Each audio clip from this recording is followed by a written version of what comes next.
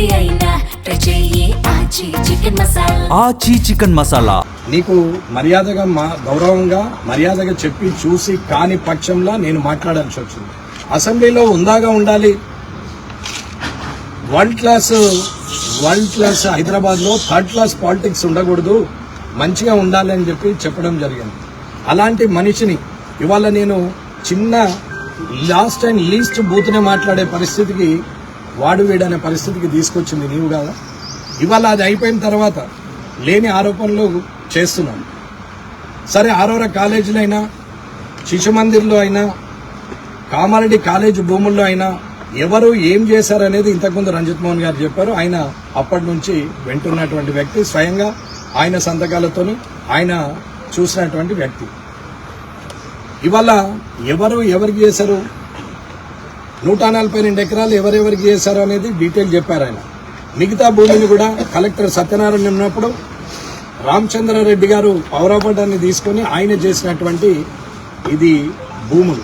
ఈ శిశు మందిరికి కూడా లీజ్ అగ్రిమెంట్ ఇచ్చిరో దాని అమౌంట్ కూడా కాలేజీలో పడుతున్నది. అది అమ్మలేదు. నీకేది దోస్తుంది చిన్నపిల్లలకు చెప్పి తిట్టండి, నోటికి వచ్చినట్టు మాట్లాడరు, వాళ్ళని దో తిప్పుతాం, ఆయన పాయింట్ తిప్పుతాం, మీరు ఏమో చేస్తాం, పలుగొడతాం అంటే ఇవాళ అర్థమైంది కదా అన్న, ఓన్లీ పలుగుతుంది అన్న. ఇది ముహూర్తం, ఇది ఓన్లీ ముహూర్తం, ట్రైలర్. మీకు సినిమా ముందటున్నది. మీరేమో అనుకుంటున్నారు, మర్యాద ఉంటే మర్యాదగానే ఉంటుంది. మర్యాద తప్పితే ఖాళీ ఒక 100 మంది కూడా లేని పరిస్థితులలో ఇలాంటి పరిస్థితి ఎదుర్కొన్నారు మీరు. ఒకవేళ నేను ఎవరూ రావద్దని మెసేజ్ గ్రామాల్లో పెట్టినా కాబట్టి ఎవరు రాలే. ఒకవేళ నేనే రండి అంటే తక్క నీ మనుషులుంటే లెక్క పెట్టేసుకు ఒక 4000 మంది వస్తారు. నీవు అనుకుంటున్నావు ఊర్లలోకి వస్తే ఈపులు పలగొడతాం, చెప్పులతో కొడతాం, నిన్ను గుద్దుతాం, ప్రత్యక్ష దాడికి దిగుతాం, నిన్ను చంపేస్తామని బెదిరిస్తున్నారు కదా. మీరు బెదిరించినందుకు నేను ఎస్పీ గారికి ఆల్రెడీ లెటర్ ఇచ్చిన.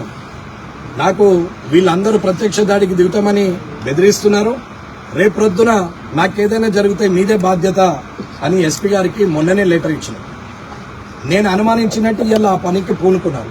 నేను సందీప్కు ఫోన్ చేసి ఏదైతే నీవు అన్నావో అది ప్రూవ్ చేద్దాం, నీవు రా, ఒకవేళ మా నాన్న తప్పు చేస్తే మా నాన్న ఫోటో తీసుకొని వచ్చి నేనే చెప్పుతో కొడతా, లేదు నేను తప్పు చేస్తే నువ్వే నీ చెప్పుతో నన్ను కొట్టు, లేదు ఇదే తప్పుడు ఆరోపణ చేస్తే ఆరోపణ చేపించినటువంటి వ్యక్తి లేదా నువ్వు ఏ శిక్ష కరువులు నువ్వు అది ఆలోచించుకో, రేపు ఒక్కొనివే రా, నేను ఒక్కొన్ని వేస్తా, ప్రెస్ ఉంటారని చెప్పిన.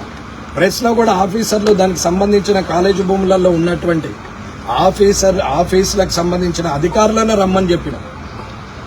ఎక్కడెక్కడ ఎన్నెన్ని భూములు ఇచ్చినామో ఎవరెవరు అధికారులు ఉన్నారో వాళ్ళందరినీ రమ్మని చెప్పినాం, కానీ కార్యకర్తలను రమ్మని చెప్పలేదు. కానీ మీరేం చేశారు, వేలాదిగా తరలి రండి, దేనికి, నేను ఒక్కనే వస్తాను, నువ్వు రా, ప్రూవ్ చేయని చెప్పినాను.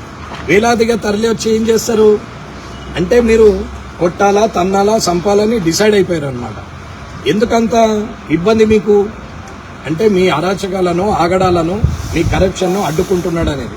దీనికి తోడు మీరు కలిసిందే బీఆర్ఎస్ తో, మీరిద్దరు ఒకటే, నా చేతిలో ఓడిపోయిన 2 పార్టీ అధినేతలకు, ఆ అధినేతల పార్టీలను ఒక దగ్గరికి కలిపి ఇవాళ మున్సిపల్ ఫామ్ చేశారు బీఆర్ఎస్ అండ్ కాంగ్రెస్ కలిసి. నేను ఆనాడు కూడా ఉత్సాహంగానే అందరితో నవ్వుతూ మాట్లాడే వచ్చాను. ప్రజలు తీర్పిచ్చింది 16 కాబట్టి 16కే ఉన్నాం, ఎవరిని కలుపుకోలేదే. నీకు అక్కసేంటి, అవినీతి జరగనీయనని చెప్పాను తప్ప వేరే విషయం ఏం లేదు. సరే అయింది, ఆ రోజుతో వచ్చినాక ఊరుకోవచ్చు. నీ మనుషులతో కొట్టిస్తా బిట్టిస్తాను. నేను రేపటి నుంచి గ్రామాల్లోకి వస్తా, ఎవడు అడ్డుకుంటాడో చూస్తా. నేను వస్తా, వచ్చేవాళ్ళు వస్తారు, దమ్మున్నోడు ఎవడైనా అడ్డుకోవచ్చు, ఏం పర్వాలేదు. నేను పేపర్ కోసం చెప్పట్లేదు. ఇవాళ నేను ఏదైతే చెప్పినో ఒక్కరు రమ్మని చెప్పినా నేను ఒక్కరినే వస్తున్నాను. నువ్వు వేలాదిగా తరలి రమ్మన్నా నేను రావడానికే సిద్ధంగా ఉన్నా. కానీ నేను పెట్టింది మెసేజ్ 2:42కు పాత్రికేయులకు పెట్టిన, ఫైనల్ మెసేజ్ 3:12కు పంపించిన. ఇది రికార్డుకు టైంతో సహా చెప్తున్నా. దాని తర్వాత మీరు వేలాదిగా రండి అని మీరు మెసేజ్లు పెట్టారు. అయినా నేను సిద్ధంగానే ఉన్నాం. రాత్రి 8 గంటలకు బాన్స్వాడలో గొడవ స్టార్ట్ అయింది. రాత్రి 8 గంటలకు బాన్స్వాడలో గొడవ మొదలైంది.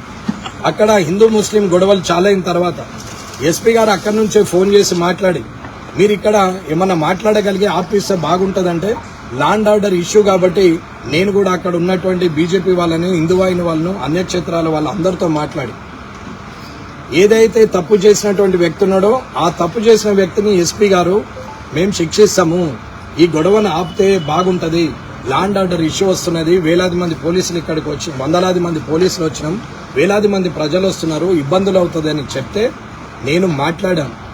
ఇక్కడున్న చైతన్యరెడ్డి గారు, ఇక్కడున్న సిఐ నరహరి గారు, అక్కడ ఉన్నటువంటి ఎస్పీ గారు అందరు అక్కడున్న ఏఎస్పీలు అందరూ ఫోన్ చేస్తే సరే అని మాట్లాడినాం. రాత్రి 12:30 వరకు అది మొత్తం సద్దుమనేటట్టు చేశారు. ఉదయం లేచి నేను వస్తే అక్కడ పోలీసులు ఇక్కడ పోలీసులు వేలాదిగా తరలిరండని మీరు పెట్టిన మెసేజ్లను చూసుకొని నేను బయలుదేరుతుంటే ఇంటి ముందట సుమారు 100 మంది పోలీసులు ఉన్నారు. 7:30కి మీరు 9:30, నేను 10 అన్నా, మీరు 8:30 అన్నారు, మళ్ళా 9:30 అన్నారు. సరే మీకన్నా ముందు నేనే వస్తా అనుకున్నా, ఒక్కడనే బయలుదేరినాం వితౌట్ గన్మెన్స్. కానీ పోలీసులు అడ్డుకున్నారు.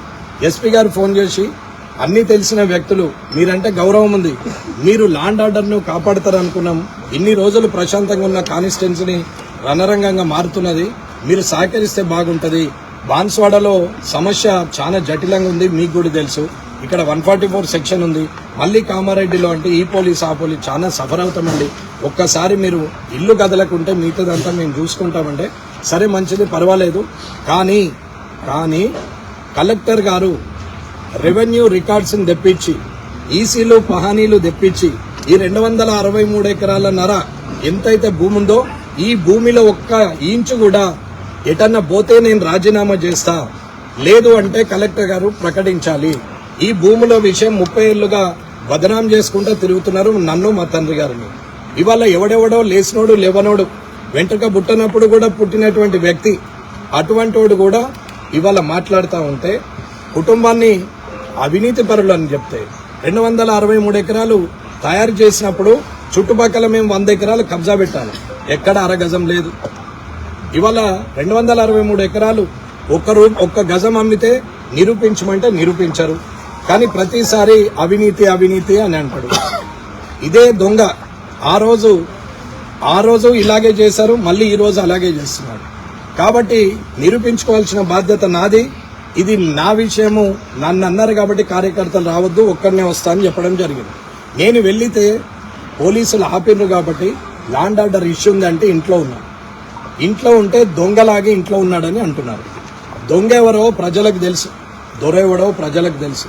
ఎవడు ఎవరికి సాయం చేసిండు, ఎవడు అమ్ముకున్నాడు, ఎవడు సంపాదించుకున్నాడు, ఎవడు ఎంతటి నీతిమంతుడో. ఇవాళ నువ్వు కట్టిన ఇల్లును చూస్తే దానికి పర్మిషన్ లేదంటే, నువ్వు కనీసం బెటర్మెంట్ కట్టలేవంటే, పర్మిషన్ లేని ఇల్లు కట్టినవంటే నువ్వెంత నిజాయితీ పరుడువో అందరికీ తెలుస్తుంది. కింది వాళ్ళతో ఏదేదో మాట్లాడిచ్చి చెప్పి ఇష్టం ఉన్నట్టు మాట్లాడిస్తున్నావు. సరే మాట్లాడిన వాడికి భవిష్యత్తే సమాధానం చెప్తుంది, కానీ నీకు నేనే సమాధానం చెప్తా. నీవు అనుకుంటున్నావు నేను మొన్న ఆరోపించిన నీ కొడుకు రేప్ కేసు నుంచి మొదలు పెడితే నేను ఆరోపించిన ప్రతి ఒక్కటి కూడా నేను సాక్ష్యంతోనే మాట్లాడు. ఊరుకునే ప్రసక్తే లేదు. మీ ఇయ్యంపుడు ఏకైకాన్ని కావచ్చు, మీకు పోలీస్ సపోర్ట్ ఉండొచ్చు, ఇవాళ అధికారంలో కాంగ్రెస్ ఉండొచ్చు, ముఖ్యమంత్రి రేవంత్ రెడ్డి మీకు మద్దతు ఉండొచ్చు. ముఖ్యమంత్రి గారికే చెప్తున్నా, ఇలాంటి దాడులు ప్రత్యక్షంగా చేసి రేపటి నుంచి నా మీద ఈగ వాలినా గీత పడినా అది కాంగ్రెస్ ప్రభుత్వందే, అది ముఖ్యమంత్రిదే బాధ్యత అని చెప్తున్నాం. ఇక్కడున్న పోలీసులకు గాని ఇప్పటి వరకు గౌరవించిన పోలీసులకు కూడా చెప్తున్నాం, రేపటి నుంచి నేను ఖచ్చితంగా గ్రామాల్లో తిరుగుతా, నేను పోతా, ఎవడు అడ్డం వస్తాడో నేను కూడా చూస్తా.